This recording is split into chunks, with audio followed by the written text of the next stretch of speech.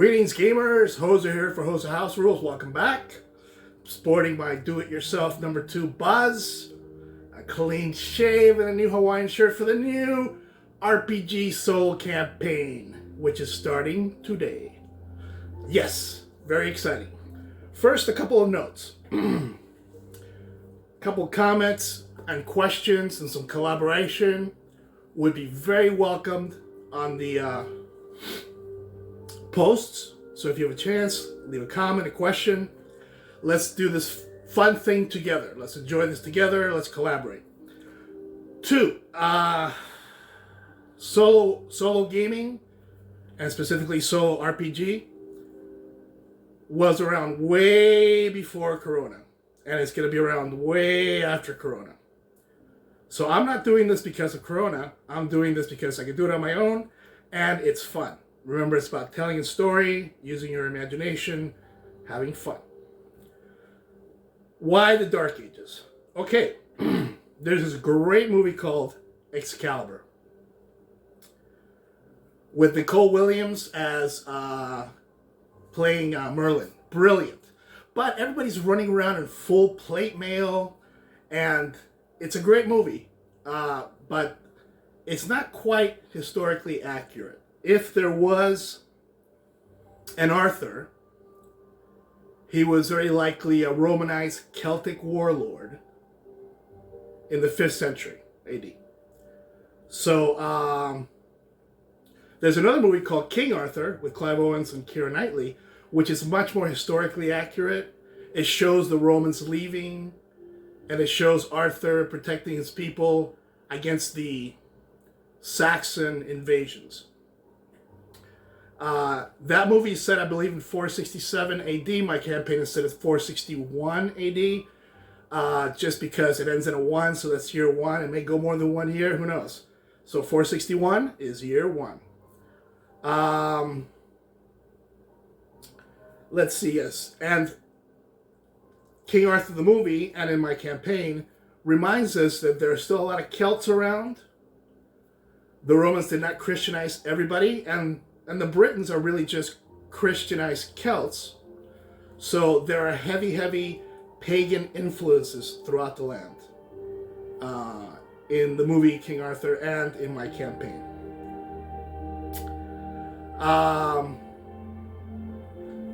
Most of the villages would be small, say population of 100, 200. Dark Ages, poor, small villages. As such, there would not be much of a standing army, but most of the able-bodied men would be trained to some degree in fighting, and that would be called the Fjord, F-Y-R-D, the militia, the levies, which could be called away from their work in time of war or crisis to fight. And they would just take along what they had. They probably wouldn't be issued weapons or anything. They would just take along what they could afford. A shield, a spear, a sword, maybe, if they were lucky, some leather armor, a helmet maybe. So that's what we're looking at as the main defense of most villages in the Dark Ages. Let me talk about my calendar that I always use in a role-playing game. I use 13 months of 28 days each. So you have your Roman January through December is month 1 through 12, and the 13th month is Saturnalius. Now I do this for a couple of reasons. There are exactly 28 days in each month. That means exactly 4 weeks in each month. The first day of any month is always going to be a Monday. The last day of any month is always going to be a Sunday. The 28th is always a Sunday. And that's when the festivals are held, because there are festivals every month. So I also know when the moons are, like the first week of any month is a half moon, full moon, half moon, the last week, no moon. So it helps a lot with timing and with knowing what's going on and with events. Let me finally, before I introduce the PCs, Thank Dungeon Craft, Professor Dungeon Master, because he has some great ideas about how to start a campaign other than 4 guys meet at a bar at the inn and decide to become adventurers. Yeah, I'm copying a lot of his ideas on how he started his Caves of Carnage campaign, his Hamlet campaign, and it's an interesting way to do it. So thank you, Professor Dungeon Master, and most importantly, thank you for reminding us all that back in the days, dung farmer was a viable profession. Yes, because you're going to meet one soon.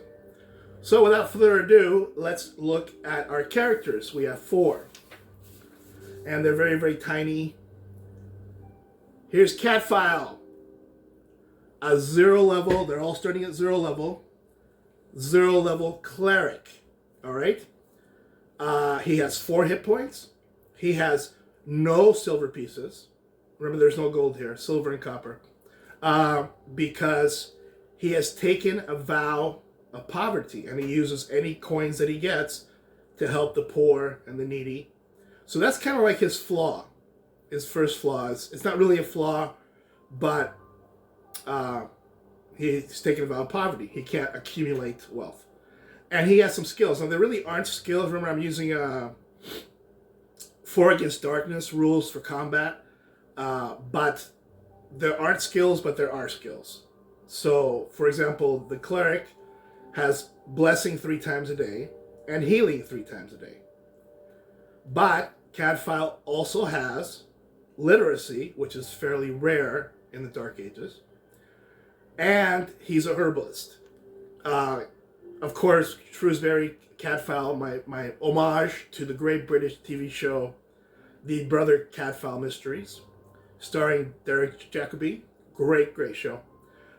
Great actor. So he's literate, he's an herbalist, he has blessing and healing. As an herbalist, he can make bandages, because bandages to me are not just a piece of cloth that you tie around a wound. They also include stuff for disinfecting the wound and ointment to put on the wound to help it heal and not get infected. So bandages are expensive because they're not just a piece of cloth, and he can make bandages. He can make ointments. He's an herbalist. Eventually, he might be able to make some healing potions. We'll see. That might be under the realm of magic, or it might be herbalism. So that's Catfile. Then we have, you can't see them, but William, Robert, and Theodore. Now, another homage. If you don't remember who Bill, Bob, and Ted are, please go back and reread The Hobbit. Anyway, William is a 0 level fighter with 6 hit points. He has 9 silver pieces, and he is a herder. His job was herder. He was herding around animals, so he has some experience with animals, and that's his job. And then we have Robert. Just, you can't see him. That's okay. Robert, or Bob, has 6 hit points because he's a 0 level fighter. He has 1 silver piece. He started with 1 silver piece, hitting a d6, because he is a dung farmer. Yay, dung farmer. And Theodore, another 0 level fighter, has 6 hit points, 5 silver pieces. I rolled 2d6 for the regular farmers. And he is your basic farmer. A farmer. Okay? So those are our 4 characters, and that is the points I wanted to make.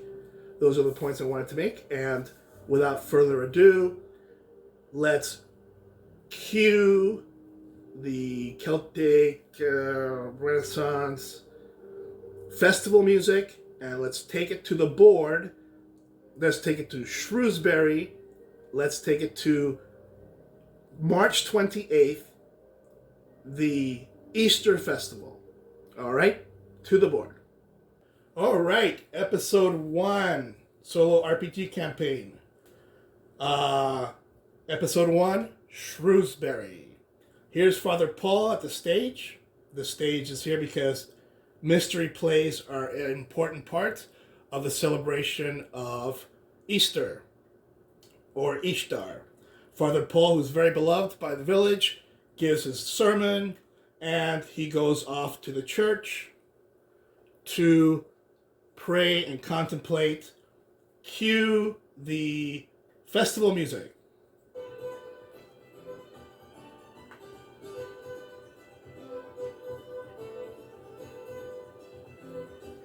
All right, so let me explain. Shrewsbury. All right, that's great. This quarter is the church quarter, so it's church grounds. There would be other buildings. I'm not representing all the buildings. This quarter is the inn. This is the Rusty Nail. It would also have other buildings here. This quarter is the peasants' quarter. This is all rough terrain because lots of peasant huts and stuff like that. And this quarter is the finer houses of rich people. And it is March 28th. The Easter Festival, or Ishtar Festival. And here's Bill, Bob, and Ted. Brother Cadfile is collecting alms for the poor. Here is the Thane, Edgar, of the village, the leader of the village. And these stands represent the whole population. So these stands here with 5 guys on them represent 10 able-bodied men, which would be trained as feared. And these bigger stands represent 20 non-combatants, women, children, elderly.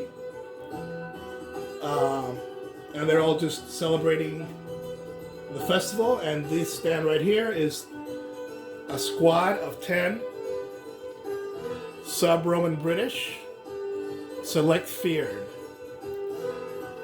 that always accompany the theme. All right.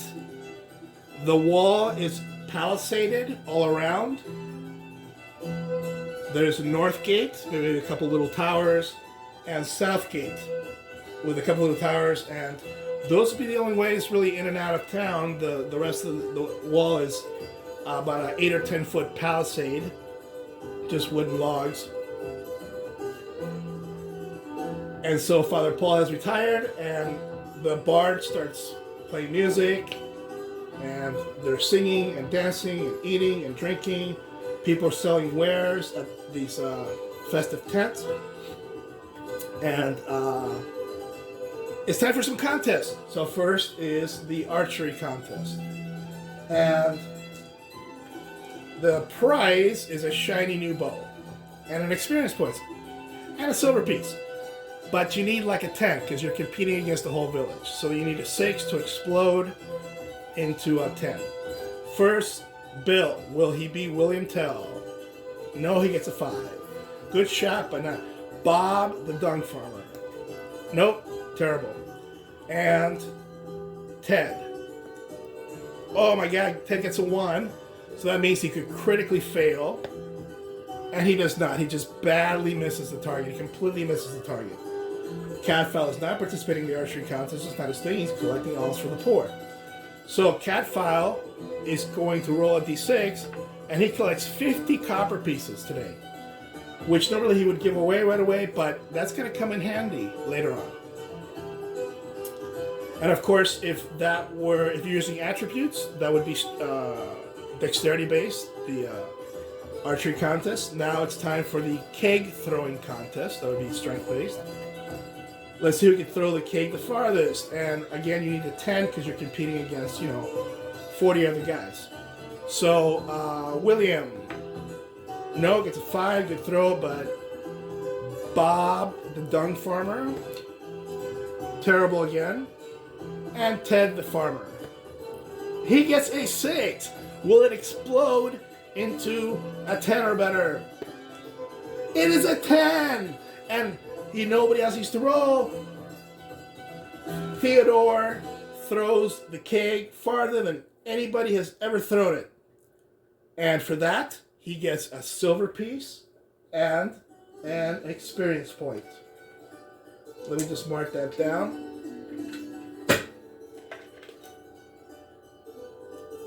Theodore. That's an extra silver piece. Now he has 6. And he has an experience point. Next, we're going to have 4 contests. Next is... we have ales and tales. And we have riddles. Let's do the riddles first. The jester or the bard, minstrel, they're going to tell some riddles, and whoever wins gets a silver piece and maybe a skill. So Cadfile is going to participate in this because he wants some money for the poor, and he is +1. So Cadfile, no. Bill, no. Terrible. Bob, the dung farmer, really bad fail. Bob, the dung farmer, is really turning out to be pretty bad at everything, and he's definitely a dung farmer. And Ted, riddles, no, terrible, not his thing. So somebody else wins the riddle contest. Finally, it's ales and tales, where they have a chance to tell a famous story, sing a song, entertain the audience somehow. That would be charisma based. And doesn't really matter what they're doing, whether they're telling a story or singing a song. Again, the price is a silver piece and possibly a skill. So, an experience point. So, William. Oh, people laugh him off the stage. He's terrible. Let's see how terrible he was. Yes, it's pretty bad. People laugh William off the stage. He's definitely not a entertainer. Bob, the dung farmer, still terrible at everything. And Ted, nope. Not too bad, but maybe he's had too much to drink. So we've had the archery contest, the cake throwing contest, the riddles contest, and the ales and tales. And that is it for the contest. Now the singing and dancing and contest will stop, and it is time for the mystery play. Because mystery plays were a big part of, here's our famous actor, hero. Mystery plays were a big part of the Easter celebration back in the Dark Ages. So, the mystery play, the first mystery play is about a beautiful young woman who's had a beautiful necklace stolen, and our famous actor is about to tell the audience who did it, solve the mystery, and win the girl.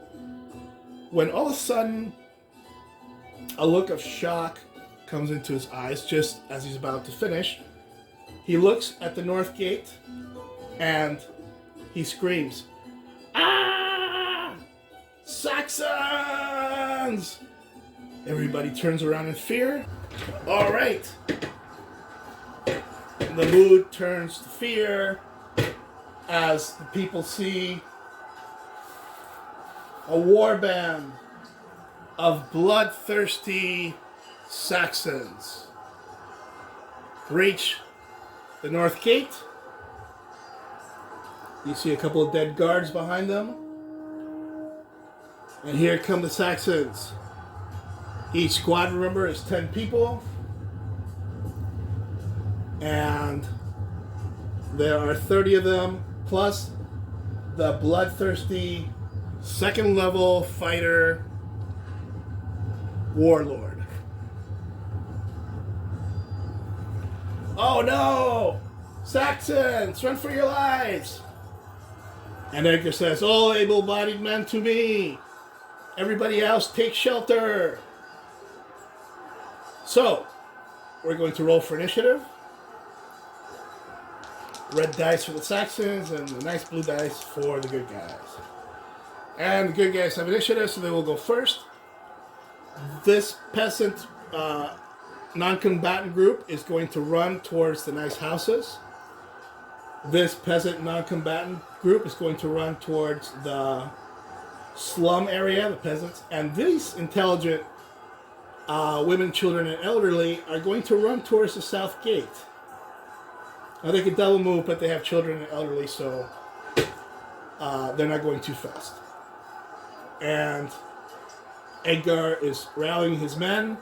Here we have unarmed peasants. And the select feared, forming a line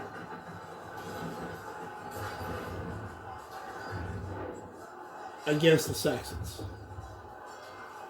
These guys are level 3, the peasants. The warriors are level 4.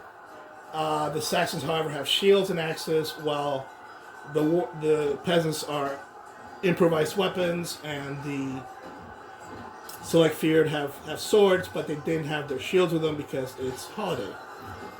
So, and another group of armed peasants.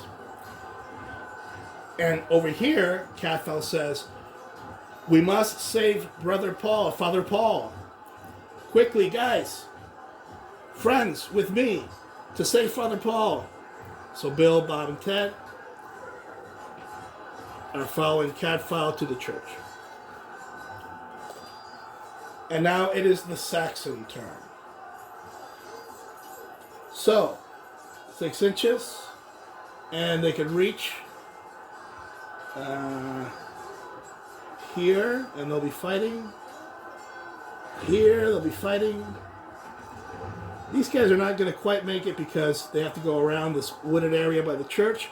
Yes, the church is something from a fish tank. I do actually have a nice stone church, but I can't find it, so the fish tank will do. Here comes the evil warlord. So, the Saxons attack here. So each squad gets 4 hit points and 4 attack rolls. These Saxons are attacking the peasants. They are level 3s, so they need 3s. And they do 3 hit points on them. I'm not going to remove individual figures. I'm just going to keep track of hit points. These guys have 3 hit points, and they will be eliminated at 4 hit points. And the Saxons attack the Select Feared, which are level 4 and not shielded, so they need 4s. And unfortunately, only 1 hit on the Select Feared.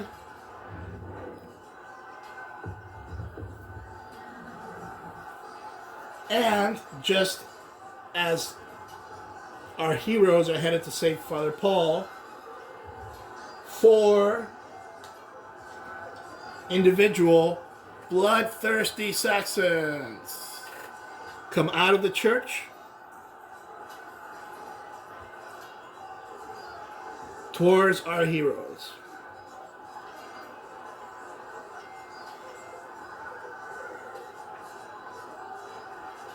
And they have shields and axes, and it looks like Father Paul is either dead or unconscious because he's not to be seen. Alright, now it is the good guy's turn. So I'm going to start with these unarmed peasants. Need a 4, but they are unarmed improvised weapons, so they need 5s. 4 rolls at 5.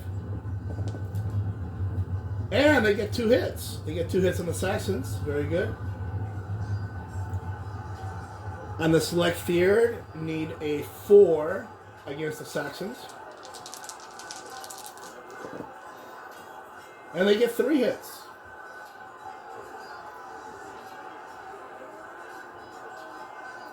These Saxons in the middle are looking bad.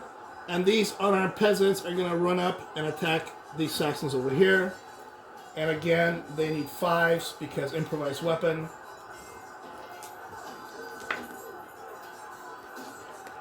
And they fail. These civilians are not sheltering here. These civilians are not sheltering here. And these civilians are running more towards the south gate to escape. Now, it is still the good guy's turn. And so, Bill, Bob, and Ted are facing 4 bloodthirsty Saxons. So they will run up and engage them. There's Bill. He needs a 4, but he has an improvised weapon, so he needs a 5. And he kills him because these are mobs, and they just take 1 hit point. Bob is going to come up.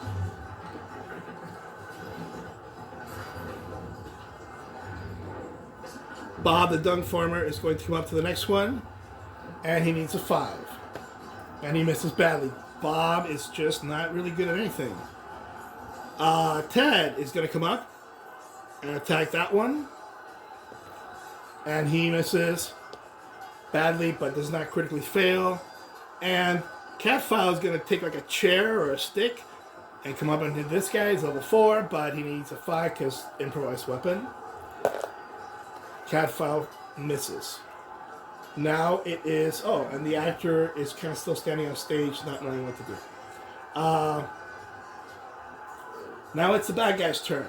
The first thing that happens is the southern gate bursts open, and 2 more squads of bloodthirsty Saxons burst in. And they start rounding up the civilians. They don't particularly want to kill the women and children. They probably will kill the old men, but they want to take prisoners. They want to take slaves. So they need a 6 to round up a group. So they're trying to round up this group, and they're going to take 2 rolls. And that group is not rounded up, so they're going to be running away. All right, continuing with the Saxons.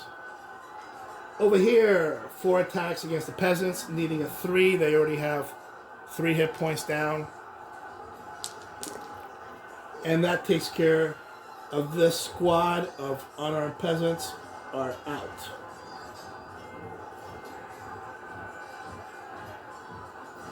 And these Saxons against the Select Fjord need 4s.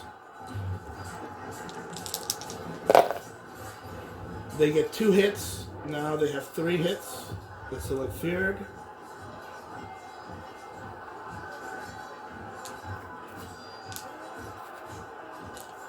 And these Saxons against peasants need 3s. And they do all 4 hits on the unarmed peasants. And this squad of 10 peasants is out. All right. Not looking good for the peasants. And the warlord is still back there, so... And now it's their turn. So 4 against darkness. Yay. My new copy.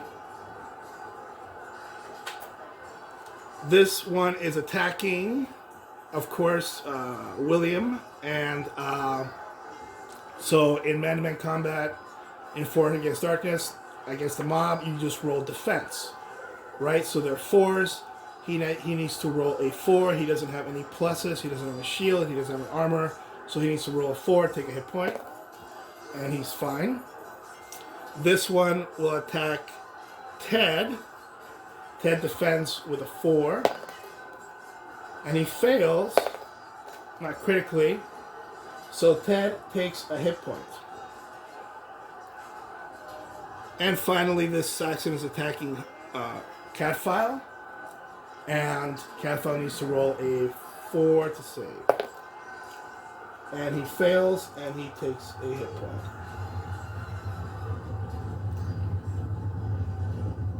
All right. Now it is the good guys again. These are not subdued, so they're running away, maybe towards the church. These are hiding in here. These are hiding here. And, all right, we have some more unarmed peasants. I'm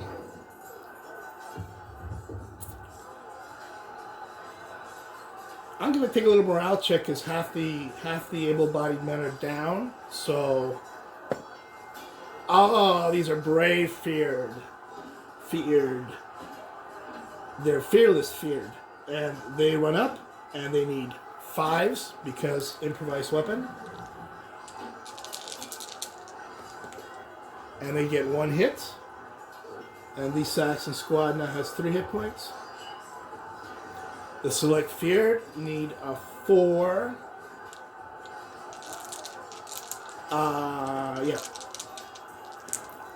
And they eliminate this Saxon squad.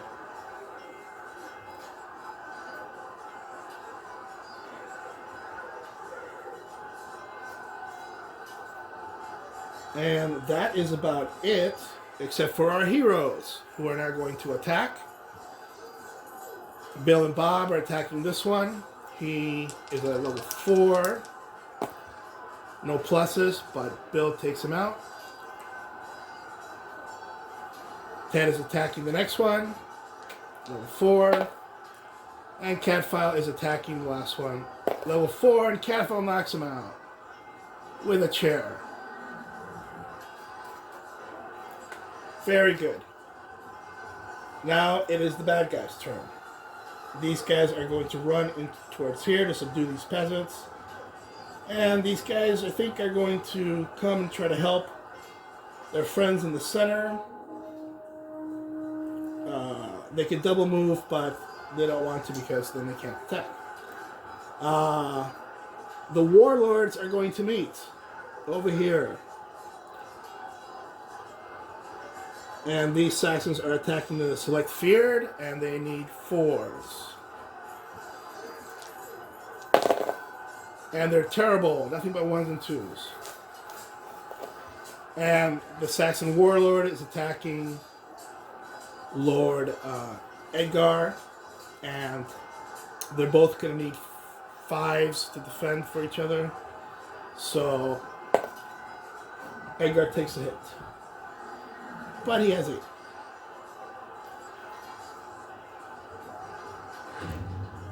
And one last Saxon here against Bill, Bob, and Ted is going to attack. And so that means he's going to attack Bob the Dung Farmer.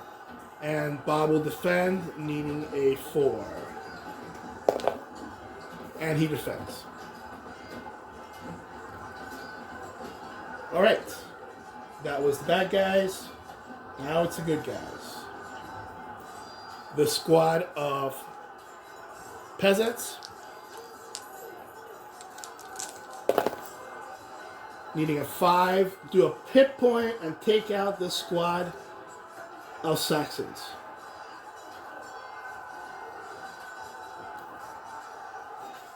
The select feared need 4s.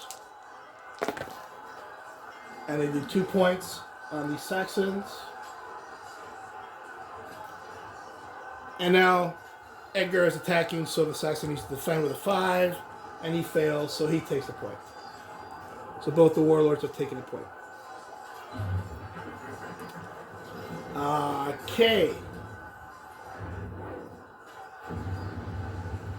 And they're going to finish off this guy over here. 4 attacks, needing a 5 with improvised weapons.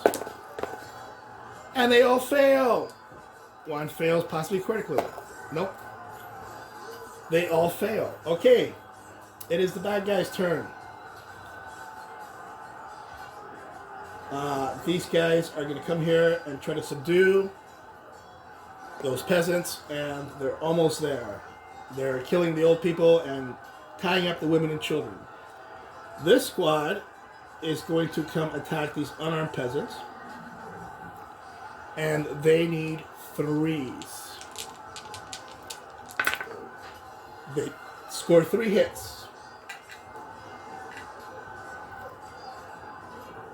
This squad needs a 4 against the select feared. And the select feared go down. It's looking bad. And Sir Edgar defending needs a 5. And he does defend. And over here, I'm going to say Bob gets attacked because he's terrible. Bob needs a 4 to defend. And he fails. So Bob takes a hit point. Alright. Good guy's turn. They are now going to flee for the south gate because that is open and free of enemies. And our hero actor is going to go with them. Follow me, folks. I'll lead you to safety. They're hiding. The unarmed peasants need a 5 against the Saxons. Wow, they score 3 hits. Very good. And Sir Edgar is attacking, so the Saxon needs a 5 to defend, and he now has 2 hit points.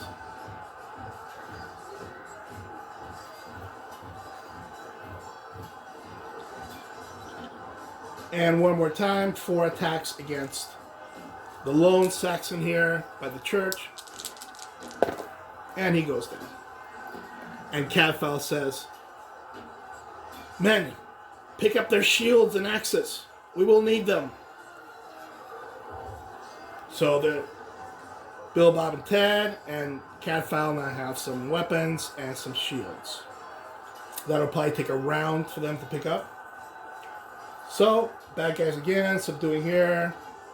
Yes, these peasants are subdued and basically enslaved. This squad is attacking there. They need 3s. They score 3 hits, so the last of the unarmed peasants go down.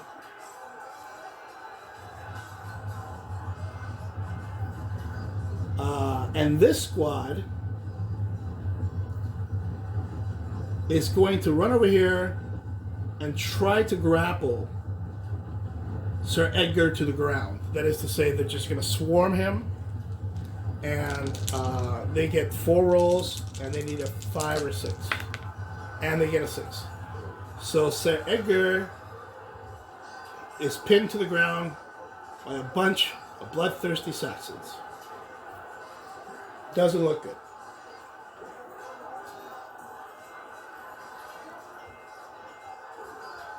Alright, so good guy's turn.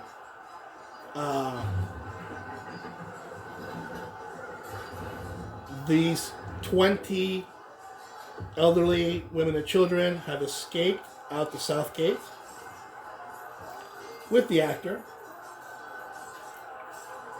And Sir Edgar is pinned down and is being knocked out and tied up. These peasants be subdued. And these peasants, let's see if they're smart. They're going to run for the south gate. No, they're going to hide in their houses and hope for the best. Now, they're picking up weapons and shields. And Cadfael looks around and says, "The battle is lost. All the men are down. Sir Edgar is down. We cannot hold this town. We must escape." So I'm going to go ahead and let them double move. Even though it shouldn't take that long to pick up a shield and an axe. I'll let them single move and get up to the hill here. But what about our friends, our family, the children? We're no good to them dead. So everybody's following Cadfael.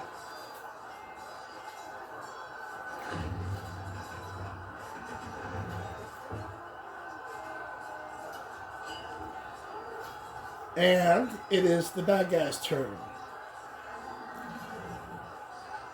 So they have 3 squads left, and they see these guys running.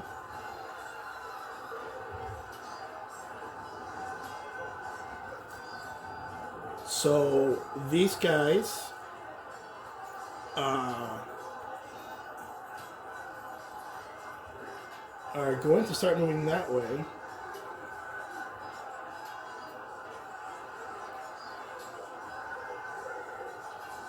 the warlord is going to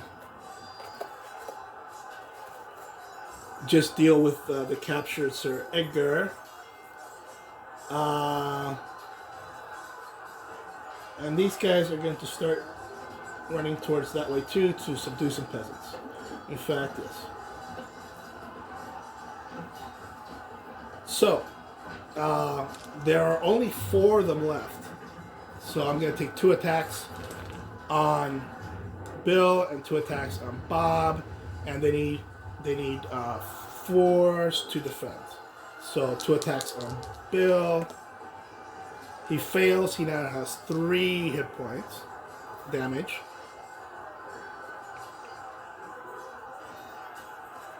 And Bob needs 2 defense. And he defends 1, so he now has 2 hit points damage.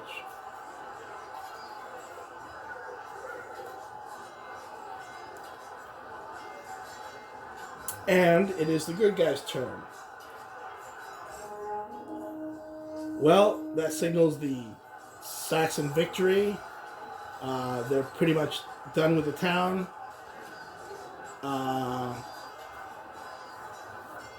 These 4 are going to attack here. And there are only really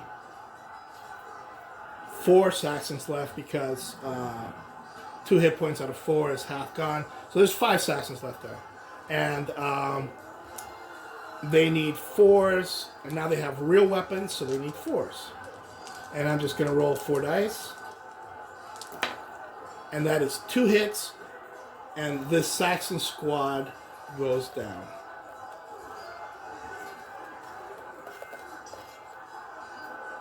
But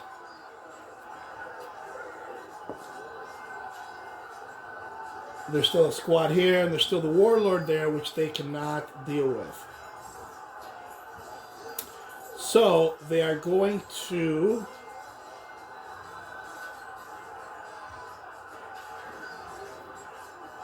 they're going to fight these Saxons here because they're going to save the women and children.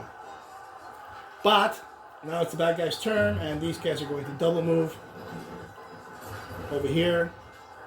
That's a fresh squad. And the evil warlord says, "You men!" And he has a sword, an axe, to Sir Edgar's throat, who is now tied up. "Surrender, or I will kill him. I will kill your Thane." And I'm going to roll to see what... 1 is going to be bad, and 6 is going to be good. Very bad. Alright, so that's total morale failure. And they are going to double move out the south gate.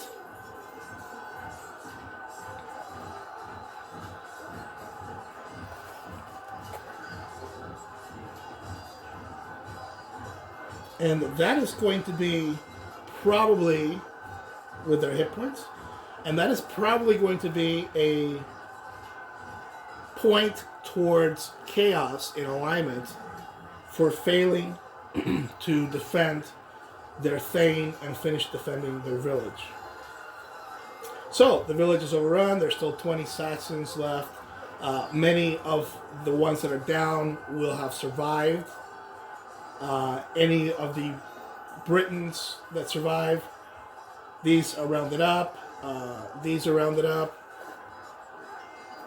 And any of the Britons that survive will be taken prisoner or killed, slaves. So basically 20 non-combatants, elderly women and children, went out the south gate, as well as the actor.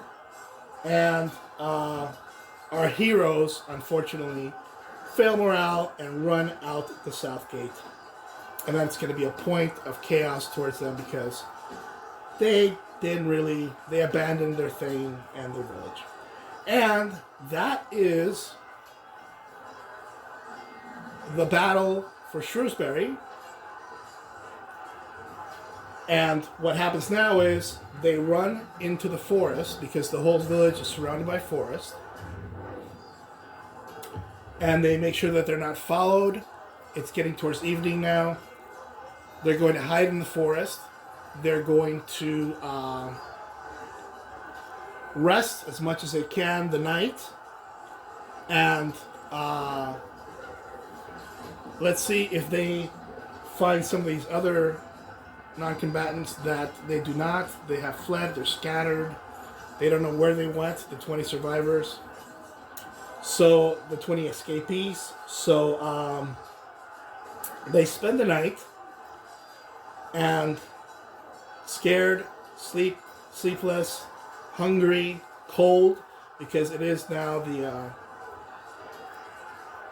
last day of winter. Tired, very afraid of what comes in the morning. And let's see what comes in the morning. In the morning, they cautiously approach Shrewsbury to find it empty. Just a lot of corpses all over the place. The Saxons have taken everything of value, including their own men, which are going to be, the dead ones will be buried at sea, with a fire ship, with their weapons. So there isn't a lot of stuff left. The Saxons have taken everything. There are many, many corpses, all Britain, and obviously signs that many, many more Britons were taken as prisoners and slaves. But they do manage to scrounge around. A lot of the buildings are burned, not the church because it's good Roman stonework, and surprisingly not the rusty nail. But most of the buildings are burned. There's just very little left. They do manage to scrounge a backpack each with basic outdoors gear, that being flint and steel, and water jug, water skin. They do have their wool cloaks on. They have shields. They have axes. And Cadfael is going to search his quarters in the church area and does find 4 bandages that he had made. So, he has 4 bandages. Everybody has a backpack with gear.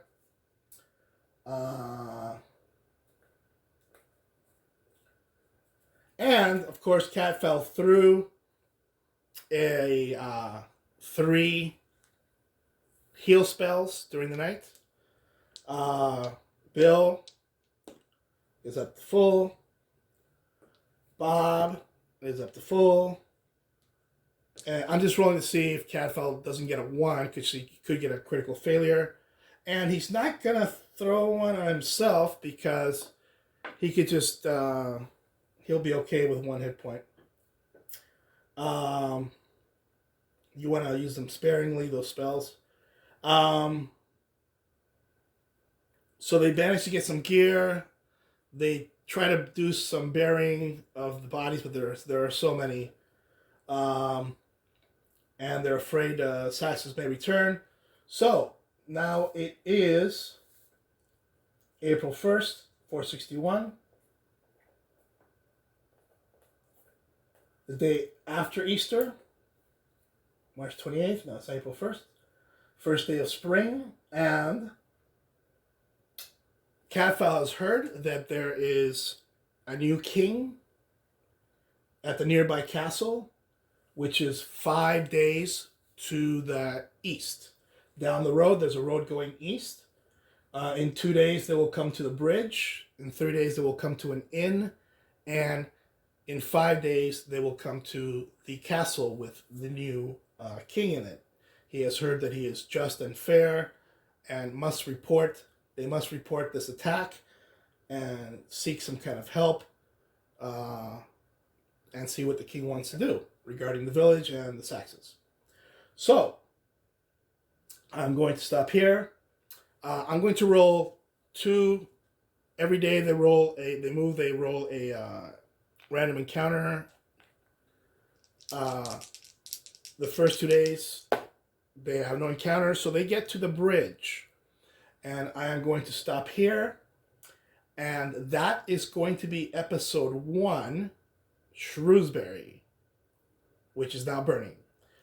And episode 2, we'll start 2 days east of Shrewsbury as they arrive at the bridge over a major river. So that's it for this episode. Hope everybody enjoyed it. Leave some comments, leave some questions, collaborate. Our heroes are off to an so-so start. One last thing, I'm going to roll to see how they react to combat, because this is the first time they've killed people. So, like at 12, they're bloodlusty, and on a 2, they're just disgusted, throwing up, and cowards. So, Catfell is fine, it's normal. Bill, he kind of likes combat, but, you know, Bob's okay. He's just always not so great, the dung farmer. And Ted is berserk. He kind of likes killing. He's got a taste for it. So under his skills, Ted the farmer, I'm gonna add bloodlust. That may be a flaw or a skill. Right now, I'm just gonna put bloodlust, and I'll figure out how to work that in for Ted. And that is their reaction to the very horrific and shocking experience of killing people and being attacked. And we will pick it up next episode, 2 days down the road at the bridge. Until then, this is Hoser. Everybody enjoy your time playing, keep gaming, and we'll see you at the table. All right, gamers, that was episode 1. Thanks for joining. Again, your comments and questions be greatly appreciated. There was a big battle there, which is not normally going to be the case in this series. The heroes are on the way to the castle, and they will have some adventures on the way there. So I'm looking at, 2, 3, 4 experience points a session. And that really wasn't quite that many. I'm going to say that they'll have 1 from the fight. Ted got 1 from the keg tossing contest. But we'll try to catch up on the next episode with the experience points. So hope to see you for episode 2, which is entitled 3 Beast Dens. All right, we'll see you at the table.